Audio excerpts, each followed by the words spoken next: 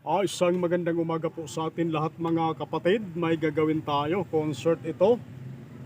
Ang model nito ay EV-502A-USB mga bro. Ang problema daw nito mga bro, yung habang ginagamit daw nila biglang kumulog ng malakas. Bigla daw tumigil ang tunog mga bro. Pero may power pa rin, yung tunog lang daw nawala, sabi ng may-ari. So silipin muna natin ilalim mga bro para malaman natin kung anong naging problema niya. Kasi may power naman daw. Bigla na lang daw nawala ang tunog. Pero bago natin buksan yan mga bro, shout out ko lang tong ating mga mahal na kapatid na mga vlogger na lagi rin sumusuporta sa ating munting channel. Shout out sa inyo dyan mga bro. Electronics PH, GT Rewinding, Rampage Motovlog, Alpha Pawis TV, Product Sniper, GPR Tech TV, Kuya Dance TV, John Pax Willis, Darwin Tech, Andy Rabino TV Tech, Edwin Sagayno, Maing Tech PH Official, Boy Lugaw Vlog, at saka si Rex Electronic System mga bro. Pakisuportahan po natin ang kanilang mga channel. At ito, buksan natin tong ating gagawin na concert na 502A. Medyo bago-bago pa to mga bro. Nadali lang sa kulog kidlat, kaya medyo mahirap talaga magpatugtog o kumamanood ng TV habang malakas yung ating mga kulog kidlat. Kaya pinakadabis talaga for safety, bunutin talaga yung ating mga appliances pag once na may malakas na kulog at kidlat mga bro. Para safety lang. Katulad dito, nadali siya ng kulog. Subuksan na natin, alamin natin yung kanyang problema.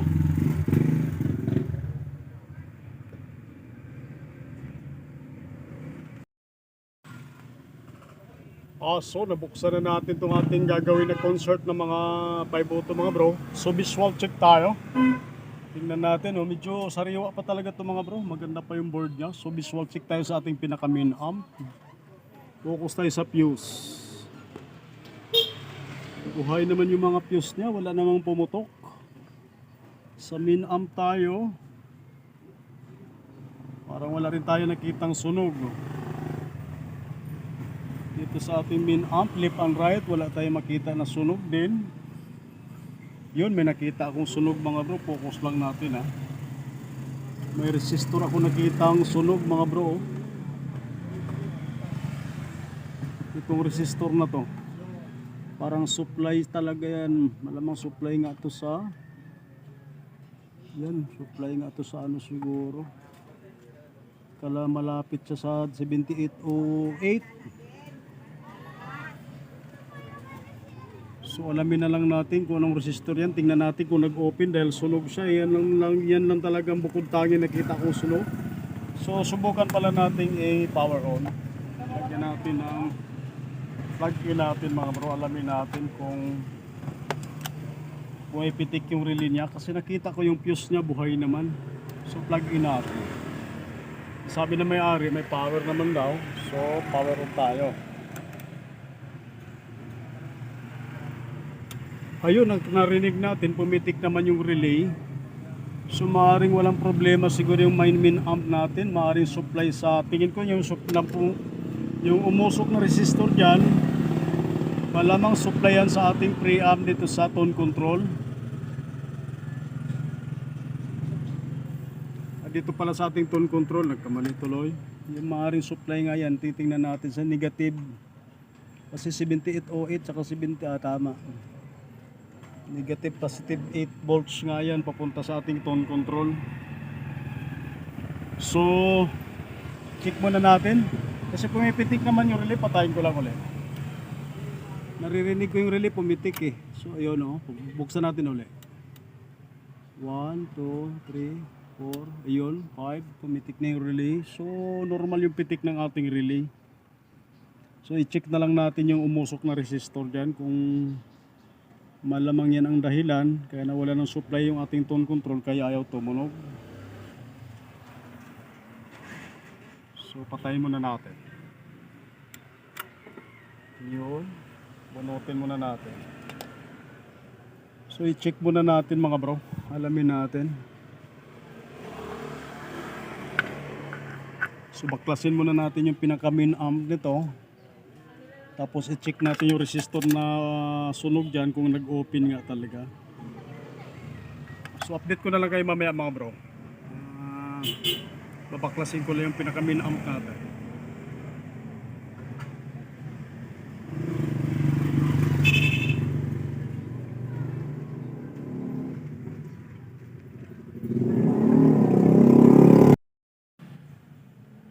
So tuloy natin mga bro. Binaklas na natin yung resistor mga bro. Talaga nag-open. Yung sunog kanina. Ito yun. Sabi. Magkita tuloy. Ito yun mga bro. Nasunog. Tapos yung 7908 naman. Ito yung IC niya mga bro. Yung 8 volts regulator. Nag-shorted. Kaya pala umusok yung resistor na yan mga bro. Supply talaga yan ng ating tone control, kaya nawala ang tunog nito mga bro. Maaring yan lang talaga ang dahilan yan, kaya ayaw tumunog. Dahil nawala yung supply ng ating tone control. So try nating palitan, kaya lang yung value nito, tostado na, hindi natin basa. Pati yung board kasi mga bro nasunog din natin. Pero ikumpara na lang natin dun sa isa. Kasi yung ito, papunta rin to sa 7808 naman. So, malamang yan kasi nasunog kasi yung pinaka-board. Din yung nakasulat na value mga bro, nawala na. So, try na lang natin. Kabitan din natin ang 22 ohms na 1 watt. Kasi yun naman sa kabila, partner yan sila, malampak. Kadalasan yan, halos parehas lang ang yan, value. So, try na lang natin hanapan ng parehas na value yan mga bro, at saka yung 7908. Yan yung papuntang negative 8 volts.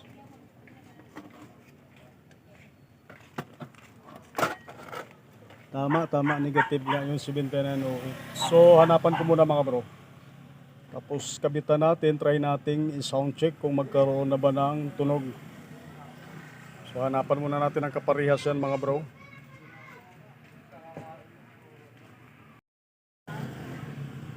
So tuloy natin mga bro, naikabit na natin yung 22 ohms at saka yung regulator 7908 na regulator. So plug in natin, alamin natin kung mag-normal na ba yung ating supply na negative 8 at saka positive 8 papunta sa ating tone control. So plug in natin, nag-ground na tayo, power on tayo. Power on na tayo. Focus tayo dito sa negative, positive 8 muna tayo. Tumbukin natin yung positive 8. Normal yung positive 8 natin mga bro. Dito naman tayo sa negative 8. Nakakabit na yung IC.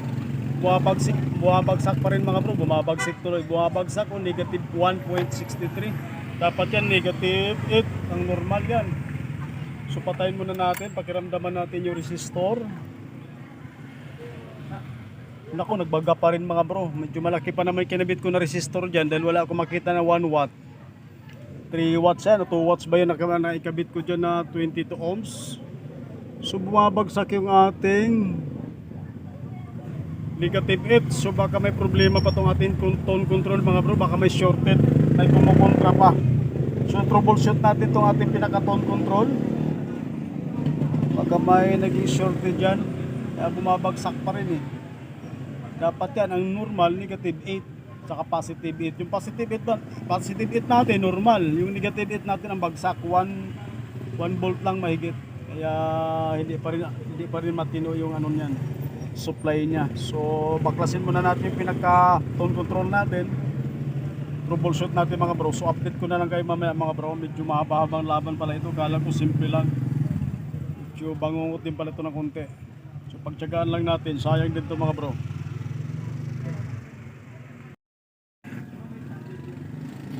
So, tuloy natin itong ating ginagawa ng concert na 502A. Medyo naghabulan kami dito mga bro hanggang nakarating tayo dito sa IC dito sa kanyang tone control na number na to 4558 mga bro, 4558 tama. So inuna natin dito, ito kasi yung negative 8 mga bro, negative 8 volts. So hinang ko to, may shorted pa rin, binalik ko lang. Tapos sinunod ko naman tong isa, tinanggal ko rin to, may shorted pa din, so binalik ko uli. So itong pinakahuli na IC na 4558, itong hinang natin, yun nawala na yung shorted. Normal na yung ating supply. So sa makatuwid, yung IC na yan, yun ang naging problema. Kaya bumabagsak yung ating supply. Kaya bumabagsak ating supply. So plug in natin mga bro. Yan, naka-plug in na. Sukatan natin mga bro. Ito yung supply na bumabagsak. Sa ngayon na, negative 8.13. So normal na yan mga bro. So kung nung nakakabit pa tong IC na to, bumabagsak siya. 1 volt lang mahigit. Ito naman yung positive 8. Ano ba yun? Ika lang, ba't nawala? Negative. Yan, yung positive 8 sa kabila naman to. Ground naman yung gitna mga bro. Yan, 8. So normal na yung supply natin. So kabitan na lang natin yung IC na to para ma-sound check natin. Yung IC natin na 4558. Yan, ito yung mga bro. So try nating hanapan para malaman natin kung gagana na ba itong ating ginagawa na concert na 502A. So hanapan ko muna yung IC mga bro para magkaalaman na. Medyo mahaba-haba ring habulan. Matakbo siya kasi kaya hinahabol ko. So hanapan ko muna mga bro. Tawar tuloy tayo ron. So, yan na mga bro, napalitan na natin yung IC na shorted. Ito yun mga bro, pakita ko lang sa inyo. Yan mga bro. Ito yun oh. Itong IC na to, yun ang pinalitan natin, yun yung shorted. Itong IC na to. So, tingnan natin kung mag-normal na yung supply natin dahil napalitan na natin yung ating IC na yan. So, plug in natin, power tayo. Yan, dapat normal pa rin yung negative 8 natin. Negative 8 dito yan mga bro. Ayan, nakita natin sa tester, negative 8.13, 12 ganun. Okay, normal na mga bro. Tapos ito naman yung positive 8 sa kabila. Yung gitna niyan, ground. So normal na yan mga bro, sound check na natin, alamin natin kung tutunog na ba siya. Sana nga tumunog na at magtanghalian na naman at may gagawin tayong tibing malaki pa na dumating. So ayusin lang natin mga bro para ma-sound check natin.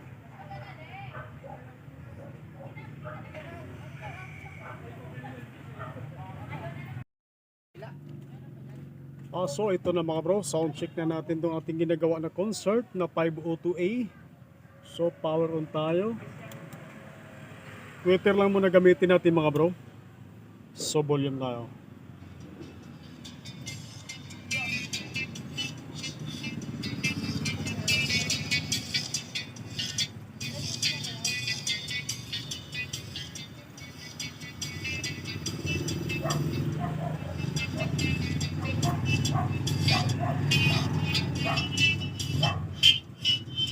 Kung marumi, linisin natin konti.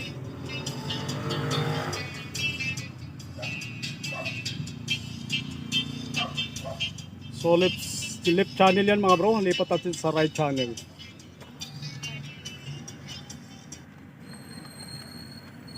Sa right channel tayo. Tubukin na lang natin. Tulo natin konti.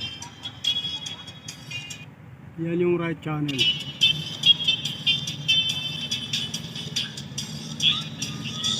Ito naman yung left channel natin. So okay na yung left and right channel natin. Kapitan natin ng malaking speaker mga bro para ma-final testing na natin. Try muna natin.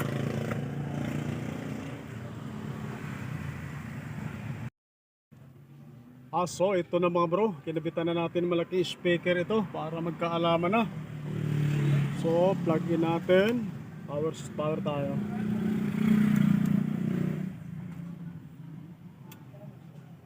Volume.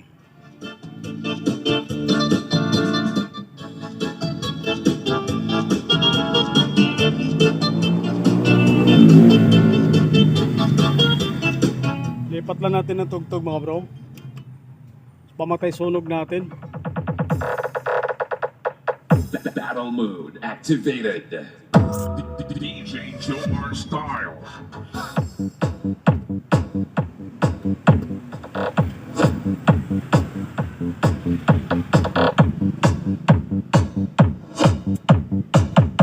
Kaaso. Kaaso-aso. Ariyo. Sampulan taka. Boss Dake. Medyo babad lang natin mga bro, para sigurado lang. Right channel pa lang yan mga bro. Sound channel pa lang yan. Mamaya lipat natin. Sa kalam. Gawaswas. Boss Dake. Abaw. Pupuarte.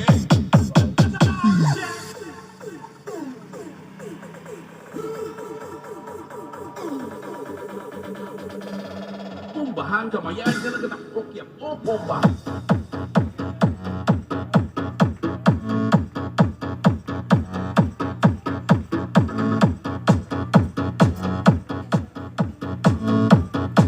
So lipat natin sa lip channel para marinig din natin yung kalampag nito.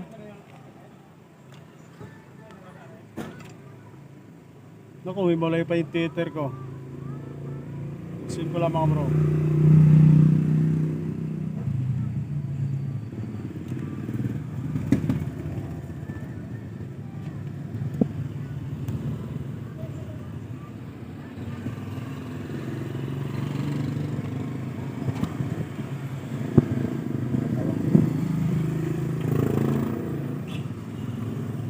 May wala yung Twitter eh.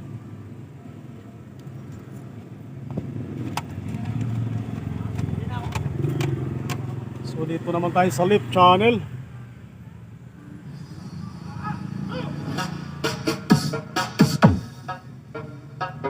Malakas din bumayo tong ampli na to. Bago pa kasi. Sariwa-sariwa pa, tinamaan na ng kulog to. Pumbahan tudo-tudo. Agad pampingas. Punto kaupon mo.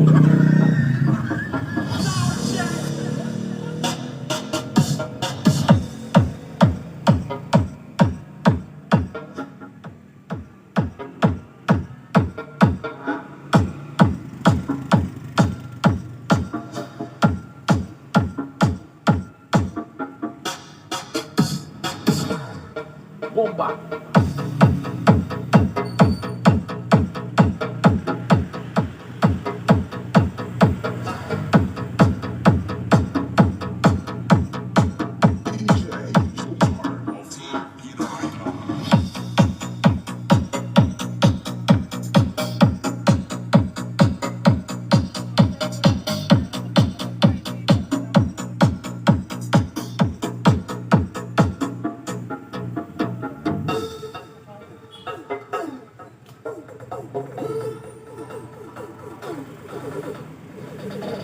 DJ Jomar Electro Style.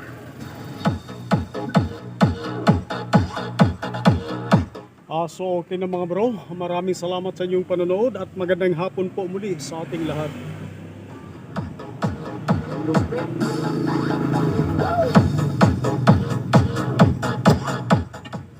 Babad ko lang to mga bro. Mamaya ko na sarado to. Para sigurado lang.